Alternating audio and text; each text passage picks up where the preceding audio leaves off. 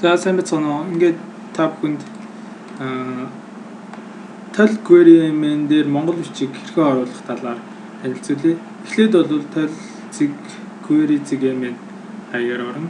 Тэгээд эндээс бол монгол бичгийн галлийг харж болно. За энд байж байгаа. Тэгээд ерөнхийдөө яаж оруулах талаар эндээс уншиж танилцаад тэгээд энэ хуудасаас давхар нээгээд хэрэгжиж болно. Дахиад нэг хуудас нээгээд нээчи.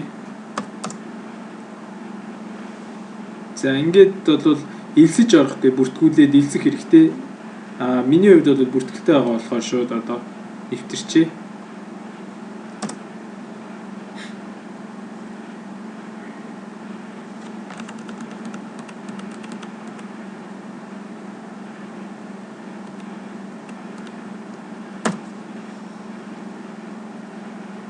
За ингээд нэвтрээд орчлоо. Тэгэхээр нэвтрээд ороход бол энэ дээр бол ийм юунууд холбоосууд гарч ирнэ. Бүх хуудасууд гэсэн холбоос руу ороход бол монгол бичгийн одоогоор дутуу байгаа хуудасууд бол гарч ирж байгаа. За тэгэхээр энэ дутуу байгаа хуудаснаас аль нэгийг сонгоод тэгээд харж байгаад оруулна. За тэгэхээр энд бол эндээс бол эхлээд аль үгийг оруулахаа сонгон. За эхлээд би бүс 2 гэдэг үгийг сонгоод ингээ харахад бол энэ бүс гэд монгол бичгийн галлыг энэ хажууталд харагдаж байна. Яг энийг дуурайгаад оруулна. За энийг бол латин галлаар ингээд оруулах байгаа. Тэгээд энэ бичиг гэсэн дээр дарахад бол харагдаж байна. За тэгэхээр би энэ дээр бол одоо ингээд буруу бичсэн байна. Тэгэхээр галлыг үү үсгийг яаж галлагдж байна вэ гэдгийг бол эндээсээ харчээ. Үү үсгийг ингэж үү үсгийг үе, үү үсгийг үе гэсэн байдлаар галлагдж байгаа юм. За энэ гэхдээ ерөнхийдөө бол алингээр нь галлагдсан яг адилхан харагдана. Гэхдээ дуудлагаараа ямар ч байсан галлагдчихэ. За тэгээд дахиад энэ бүс гэдэг дээрээ дарахад одоо бүс гэд энтэй адилхан болчихлоо. За тэгээд ингээд юу яасан тохиолдолд бол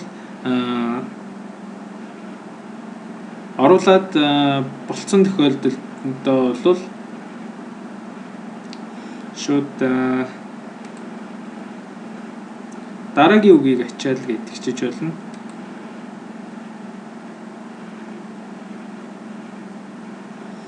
За инхээр одоо энэ бол бүс гэдэг маань орсон. За би бүсгүй гэдэг үгийг бас оруулъя. Бүсэгүй.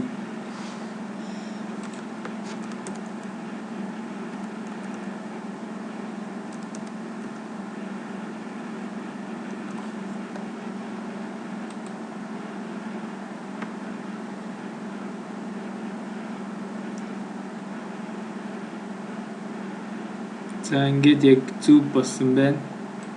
За иймэрхүү байдлаар шууд оруулаад өвчин. Одоо ингээд бүслэгдэх гээд дараагийн үг нь ороод ирлээ гээд. Тэгээ ингээд харахад бол энэ ногоон арталтай байгаа нь бол хараахан монгол бичгийн галлыг нь бол ороогүй байгаа үг цав цагаан болцсон байвал энэ үг бүтэн одоо хийгдсэн байна гэсэн үг. За тэгэхээр бүслэгдэх гэдэг үгэн дээр дараад үргэлжлүүлээд хийгээд явна гэсэн үг. Бүслэгдэх гэдэг үг маань энд ингээ гарчингууд над чиг ийм дэлгэцэн дээр багтахгүй жоохон төвөгтэй байгаа тохиолдолд та дэлгэцээ контрол хасах дарж байгаад ингээ жижигрүүлж байгаад бас хийгээд явчих болох байгаа. Миний дэлгэц жоохон жижигхэн байгаа болохоор тэгтээ мэдээж хэд жижигхэн болох ч бас өөрөө харахгүй болохоор хэцүү. Тэгээ контрол 0 контрол тик гэхэд бол буцаад дэлгэц хэвэндээ ордог байж байгаа. За иймэрхүү байдлаар бол ингээл засаа явчихна. Тэгээд ингээд засаа явахад бол таны бүртгүүлсэн нэр энэ оролцогчд гэсэн хуудсанд бол гарч ирдэг. Хэрвээ олон үг засах юм бол энэ засварласан үг гэдэг дээр бол нэр чинь ингээд доороосоо ороод ирнэ. Одоо жишээ нь урд нь энэ оруулж исэн хүмүүсээс бол хамгийн олон үг оруулсан хүмүүс нь байж байгаа.